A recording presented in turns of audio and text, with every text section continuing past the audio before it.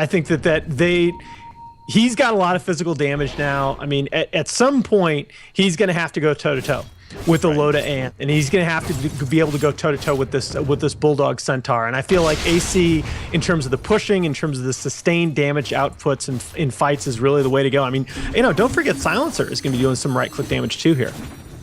Although most of that, of course, is pure.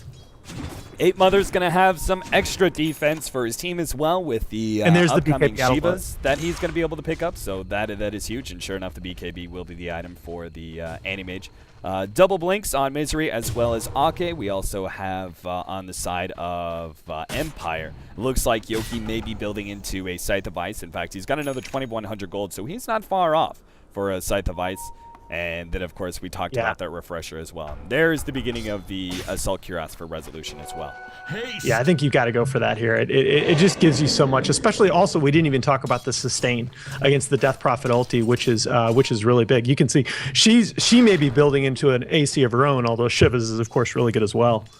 Yeah, I would presume it's going to be Shiva's, as that seems to be the more popular pickup, though Assault Cuirass is always a welcome addition to team fights. I would love to see if he'll Discord on solo next. Now that you've got the Aghanims, your ultimate doing even more magic damage, even more incentive for you to go Veil Discord, especially since there's a lot of other magic damage coming in, the Silencer and his takes of damage, plus the puck and everything he's able to put in.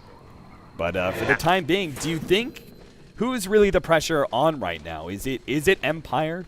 It's starting to be on Empire. Yeah, I mean, Loda is starting to open up the gap. I mean, I think that this is still anybody's game, and I think both sides still have the goals that they need to accomplish in the next 5 minutes. But Loda is going to start to open up a gap here eventually, although I say that, and Resolution has done a great job of keeping pace. Yeah, I'm kind of feeling like that Empire may... you may be right. Yeah, it's like a back and forth, right? Like, you have the Necrobook 3, you have the advantage up until, like, the Manta and maybe an additional item for the... And there's the refresher, man. Yeah. This may be Empire's time right here. Yeah, they can go ahead and, if they want to, try and go for the fights right now, or they can try and sit back and farm up some more. Go for the Assault Cuirass Abyssal. Silencer can always get bigger as well. I'm struggling to really get... which side has the better advantage going into late game, because they don't have any as obvious, like, it's 2 carries apiece, right? It's fun, right? I mean, it's crazy because you look at it, one team has the Anti-Mage, right? They're auto win. No, I think you're right. It's not clear. Oh my gosh. 8 Mother, well, he's going to be able to get that tier 2, and without much of a fight from the side of Empire, they sit back. Unable to make much of an initiation just yet. Now it looks like I think they got it back, though, with that Exorcism going to go down. Yeah, they have to start backing out now. That's why the Centaur Ultimate's going to go down. They know Empire looking for a fight. Solo's trying to catch up to anybody to get them with the Burrow Strike. Won't be able to find anybody, though. Yeah, Bulldog has done a very, very good job of that. He's had a couple of stampedes in this match where he's really anticipated that, hey guys, we're in a lot of danger of getting initiated on. So he's blown his stampede defensively. And if you're going to blow a stampede defensively, do it early, right? Don't give that enemy team the opportunity to stun you out of that. I really like that mindset. I see too many defensive stampedes blown a quarter second before the stuns come in anyway, and then the spell is wasted. Empire looks like they're going to be centering up for Roshan sometime soon. Now, they just saw the Anti-Mage pick up the Invis, so I guess they're going to be going for it anyway. Do they actually have any counter? They have a gem on Misery and a gem on Solo. So both of them should know. Plenty of vision. Yeah, they should know that there's no vision, so it means free Roshan for the side of Empire, Aegis as well as Cheese. I don't know, I'm kind of feeling like Cheese being picked up by Resolution and the Aegis for Silent, but they instead go vice versa. Yeah, I mean, it's hard to argue with having the Aegis on your Lycan here. Yeah, I just feel like in general, like those transformation abilities, Death Prophet, Lycan, those kind of heroes usually make better benefit of Cheese because they don't, like if they die, they won't have that transformation as they come up with the second life. But it allows him to be up front here, beating on towers without necessarily having that fear of being initiated on. He was okay. They're going to initiate on you. They're going to blow some spells. You give up your first life. You still come back with your BKB and your ulti. Yeah, he can just go ahead and leave the ultimate alone for the second life. And Empire, well, they could make the decision. Nope, Solo's going to back up and deal with this push in the bottom lane. Right. This is respecting the split pushing power of the Anti-Mage, who, again, because that late battle Battle Fury timing hasn't necessarily shot up the farm charts like you would expect, but you still have to respect that split push. I mean, especially given the style of play that Loda has shown lately. I mean, he's shown his ability to win games single-handedly on the split push. Yeah, though Anti-Mage is one of those heroes, right? He's not the hardest of carries. He's a good carry because he's able to farm up really efficiently once he has the Battle Fury, and he gets 6-slotted before many other heroes. But that also means there's no growth for you going into late game where many other hard carries can actually outdo you. So the fact that he's ahead of net worth is good right now, but it means that the moment he's 6-slotted down bottom. Yeah, looks like a pickoff on Always Want to Fly. Telekinesis throw back, and they'll finish him off with a nice little steal from Misery as well, getting that Ancient Seal. Which, that's a nice spell to steal. Absolutely. Especially up against certain heroes, say like the Puck, who are utterly destroyed by that long duration silence. Even the Lycan before he gets his ulti off. I mean, he does have BKB, but still, you know, it's just one more option in terms of controlling some of these Empire heroes. Yeah, boy, I don't know. I mean, this game, I just keep kind of waiting for Loda to burst out and for me to look up and Loda to be, you know, 6-8K ahead of Resolution's Lycan and net worth, and it's just not happening. Yeah. And if he can't open up the gap here, what you said is exactly right, that 6-slotted versus 6-slotted, Anti-Mage really, he loses to a lot of heroes. His strength is that he gets 6-slotted really fast. But, I mean, 6-slotted Anti-Mage versus 6-slotted Lycan, it's not like Anti-Mage, you know, raffle stomps that matchup. No, not at all. Like Lycan is another hero deck, who, by the way, coming out of Silent here. Oh, really? Okay. Yeah, I really like that. He's very vulnerable in terms of his positioning. Sorry for interrupting. Sure. No, I completely agree. I didn't even notice the Blink Dagger pick up on him, so I'm glad you said something. I like it as well, though he does have to be very fast on it. If the Anti-Mage is the one to blink on him, or any of the two supports, those are both instant disables. I would almost wonder if maybe BKB is a better option. I don't know. No, I mean, he gets out. We're getting to the point where he gets caught out of position against that AM. He's dead anyway. Right. Admiral Bulldog will lead with a stomp.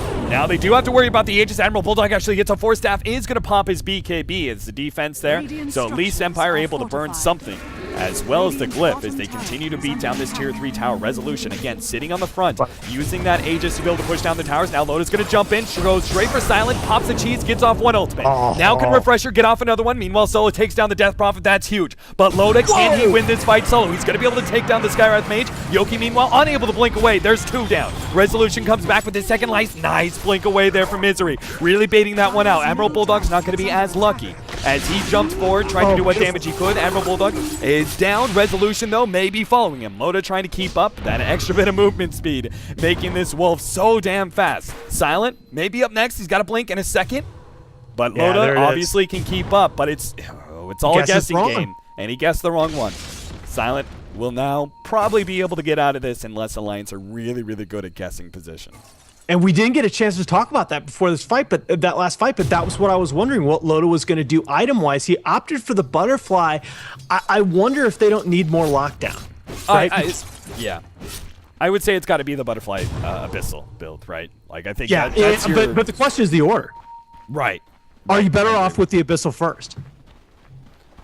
Yeah, it's a tough thing to call. I think that if you could go back... Sure.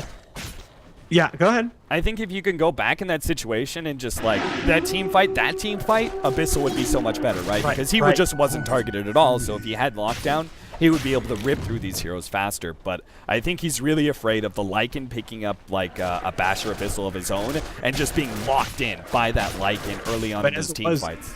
I mean, Resolute, like you said, Mana Void did sick damage in that fight. I mean, he got off a Mana Void on 2 of their heroes, and it did 500-800 damage or something like that. But Resolution just ignored it. Resolution just walked around that fight and just beat on the Alliance heroes. And I mean, he's like, oh, hey, Loda, that tickles. Well, Yule Scepter goes down on the Lycan. Now he does have a BKB, but that's still something they burned successfully. That is very important. That's big for this push, man. Yeah, it means Resolution, they've got so many disables. Resolution's going to have a really hard time working around in this next team fight. And Ape Mother, the hero who died, one of the first heroes to die in that last team fight, is now up front with his Exorcism, ripping through these buildings. Jump in, and they're going to target for Loda. Gets inside the Bison, they will be able to take him down. That's huge. Ape Mother now by himself. up against the world without Loda. Can he really take this? Exorcism, he's already low enough. BKB is keeping him alive for the time being, but Empire are keeping up. Resolution, solo trying to catch up as well with his Burrow Strike, and the 4 staffs are helping him out. Resolution's going to run out of his ultimate eventually, but he found a haste rune, which means he can keep on going. 8 Mother's going to get a heal off of his Exorcism, keeping up, and Resolution not really having the lockdown, and no response from the rest of Admiral, the side of Alliance. Admiral Bulldog didn't jump in and try and stun. There was no disables out from their 2 other supports. They just let the Death Prophet die without trying to fight that one. Now, they do know buyback is up on both of these heroes, and maybe that's why.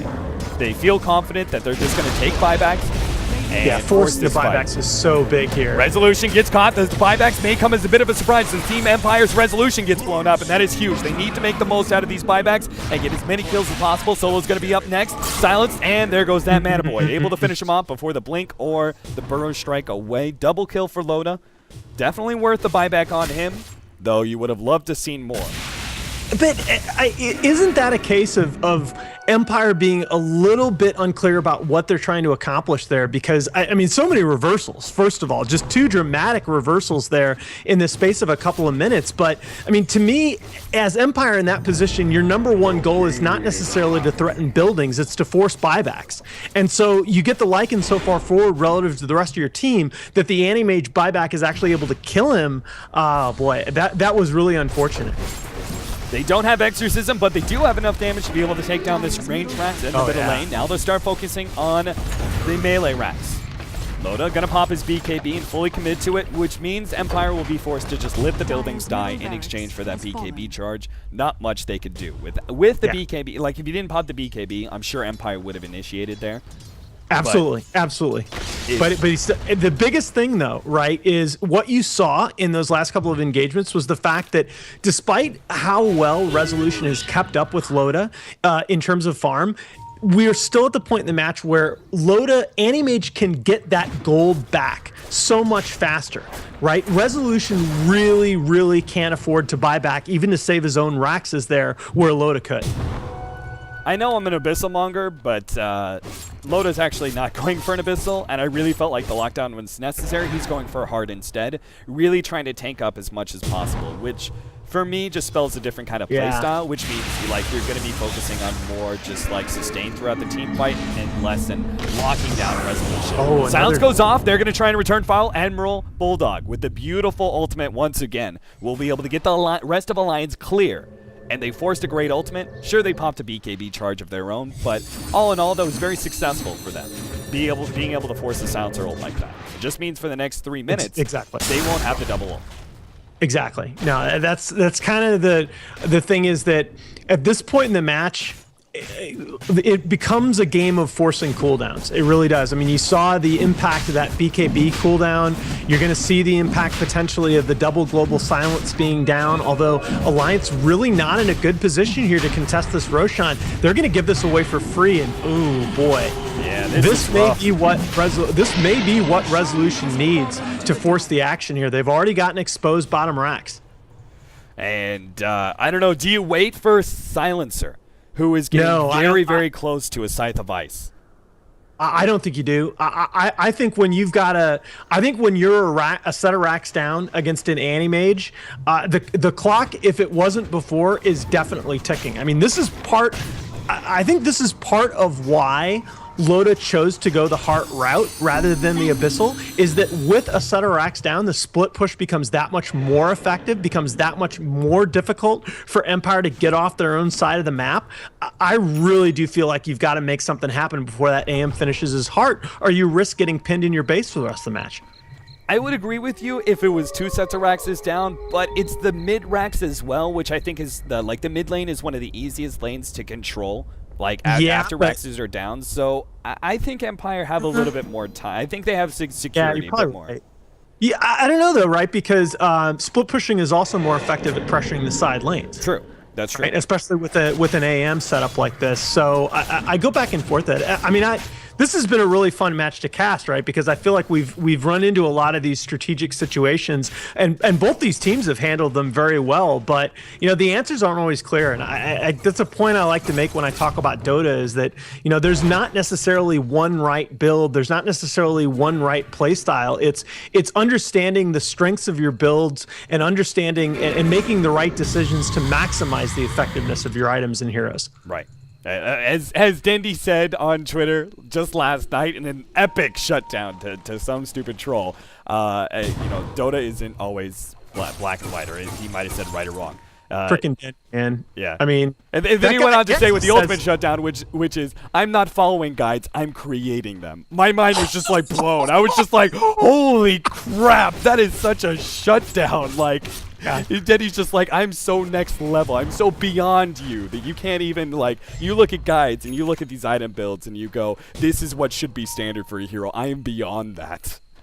Well, I don't know. I mean, I'm not going to go too far down this path, but that's why I always scratch my head when I see like people watching, Envy or Wagam on the streams and like questioning their item builds. I'm like, you do realize that these guys kind of write the guides. But anyway, we do have a smoke coming out from Empire. I really like the fact they're trying to force some action here, although they're a little too late. And this is where that split pushing power of the Anti-Mage, I think, comes into play. Loda is just going to be able to keep these lanes out on the Empire side of the map. I think, you asked a few minutes ago who the pressure was on, and we couldn't really come to an answer. The pressure is solidly on Empire right now, in my opinion. Well, we'll see what they do with this. They do have the double sight devices. In fact, you could kind of say triple sight devices, with Silencer having a refresher and, of course, the Puck having a sight device of his own. They could build into another one. I mean, you look at the farm here on this side. Solo is ahead. Like, he's the 4 position, and he's ahead of the Centaur, the Lion, as well as the Rubik. As a 4-position Sand King, he can actually get either a Shiva's or a Sight device of his own with enough support like that. I don't know. It's a huge advantage for Empire that even though the Anti-Mage is way ahead in farm, again, he's capping out. And the rest of his supports aren't keeping up in farm as well as Empire are. Beautifully put. I mean, I thought, we talked about this earlier, I thought Loda did a much better job this game of keeping his teammates involved, but at the end of the day, we're still getting into a situation where Empire just have more farmed heroes than does Alliance. Oh, Admiral Bulldog makes a jump in, 2-man stun, but immediately the stun comes out. Anyway, Loda gets off the BKB, able to take down 2, and one of them being the Silencer is so important. Resolution trying to chase down the big tanky beast, but it's not going to be enough. Instead, he starts running back. Loda, meanwhile, was able to chase down at least the Skywrath Mage. Resolution should be able to get out. Well, Misery can keep up with him. And he's got to telekinesis up in just a second. Resolution will definitely get a lot of distance, but can Misery hold him back long enough? I'm not sure. The rest of the team, it seems like they're a bit too far away. Misery with the huge body blocks. But is it really going to be enough? Yoki may be able to provide some interception, gets a sight device on Loda, but they get immediate hex onto the Puck and will be able to disable him long enough to take him down. While the Lion, or rather the Lycan, does manage to get out. The Lion, with that instant hex, was able to control the Puck, and they still get an extra kill anyway, thanks to Misery's body blocks like that. And now, oh my goodness, Alliance, they're going straight for it. Buyback only up for the Puck. They have no idea how many buybacks are up on Empire, and yet they're still gunning for it like this. One buyback on the Puck at the very least, and maybe that's what they want. It's just buybacks at this point. They want a little bit more. 15 seconds on the clock with the Silencer. They've got to realize there is no buyback on either one of these heroes. 15 seconds for the Sand King as well. Resolution is going to be hit by that one. The stun goes off. He needs to pop his BKB. Looks like he's just going to die, give up his life, immediately buy back, and come back into this team fight. Anything to delay this throne going down. They're going to start beating on it. 3.5k HP. There goes one Silencer ultimate. He's got another one ready to go. The cheese is also ready. Pops the refresher. Second Silence going into play. Loda and the rest of his crew, they're trying to beat on the throne, but they can't do enough damage. 8 Mother popping his BKB, trying to get away. Rubik is down. Now it's going to be the rest of the Empire team trying to chase whatever members of Alliance they can, but it looks like they only got the 2 supports. That's a lot of buybacks. They took down tier 4s. They exposed the throne. Very successful push for Alliance. And, you know, when we were talking earlier about Alliance starting to come together again, starting to find their groove again, that engagement, that sequence is just what I mean. That's a show of confidence right there in your team, because you're absolutely right. They didn't know how many buybacks were up on the Empire side, but when you're playing confidently as a team, you feel like you can push into a situation like that, and if things go bad, if a bunch of buybacks come out at once, you feel like you can cover each other and get out. I really like the confidence that displays from Alliance. Yeah, and I think that's one of the biggest things is like, well, Centaur is, like, compared to many other offlaners, like Darkseer or Lone Druid or those kind of heroes, he may not be able to provide as much late game impact, but his late game impact can still be felt. And that one of the things is not only just the return damage and also decent amount of like really great disable and everything else, but that ultimate. I think that's why Alliance felt so confident being able to push forward. We've seen them successfully use the Centaur ultimate to disengage from these team fights over and over and over again, is that they knew, okay, we can go ahead, we have the confidence to be able to push in and disengage and make sure that we don't lose anybody too important. They lost 2 supports in exchange for a number of buybacks, plus they took tier 4s, plus they forced the double ultimate from Silencer. Like, despite the fact that it felt like that was a huge risky all-in play, they didn't take the throne, but they also didn't get punished in any way. Yeah, and what's surprising me is that the double silencer ults haven't felt quite as impactful as I expected when I saw that item build coming out from Silent. 8mother has done a good job of having his exorcism up. There's obviously a lot of this could be huge. He doesn't have the BK. He's got to be KB, but he doesn't have a buyback. He's going to get off the ultimate. He's got to get as much distance as possible. The center ultimate is going to try and keep up, missing the stun. Silence goes on to him. Sight the Vice. Admiral Bulldog may be in some trouble. The rest of the team is going to come in, but they take down Admiral Bulldog. Oh, look at that ultimate. They took down the Lycan. Now they're going to be able to rip through the Sand King. They got a 2-man stun as well. This could be the end for Empire. Cheese go off. Silent trying to get him away with the silencer. Loda will be able to pursue. He's just trying to buy time. He's got a Blink Dagger as well. Gets the last word off. He needs to buy 90 seconds, but I don't know how they're going to be able to do it. I think Alliance, 5-man down mid, they can take the throne. They know they've got a huge advantage. Both of those heroes did buy back in the last engagement, or at least one of them did. The Lycan did. And sure enough, before they even get to the throne, before they even get the satisfaction, sure enough, between Alliance and Empire, between the Rebel Alliance and the Dark Empire, the end of the trilogy is going to be... And the Death Star explodes, my friend. There you go. Wow, what a game coming out from both teams. This was a lot of fun to watch and a lot of fun to cast. I really feel like both teams got their groove in this match, but Loda, as he's been doing lately, coming out with another great individual performance and carrying Alliance to victory. Well played. Absolutely. That was a fantastic series, but in the end, Alliance will be taking it. They'll be going on to Group S for the WePlay League Season 3. Now, of course, Team Empire, they'll be dropping down to Group Number A, but of course, all it takes is 1 week. If you're able to secure that first place slot, you get into some matchup matches where you take down some of the lower teams of Group S, and you can move yourself into that Group S after just 1 week. So while Empire do lose here to Alliance, they have more than enough chances to get themselves in a good position for the WePlay League Season 3, but very well done by Alliance, and really looking forward to the rest of WePlay. We've got another seeding match coming up, and that is going to be Na'Vi versus Team Secret. That is going to be quite the grudge match as well. So really looking forward to the upcoming WePlay season. This is going to be a lot of fun, but that's going to be it for the night, guys. That was one hell of a best of 3. I don't think we could be any happier with it. So myself, at Dodoclamplis, you can follow my co-caster at Nahaz Dodo. Nahaz, you got any shout-outs or anything like that? Hey, shout out to our chat, man. We love you guys. Thanks for coming out. Thanks for listening to us today, and we will see you again soon. All right, guys. Good night. We'll see you guys tomorrow on the live stream. We're going to be starting up. We do have a D2CL match. It's a playoff match. It's going to be between Team Tinker and Fnatic. That is going to be starting at 21:45, so we will see you then.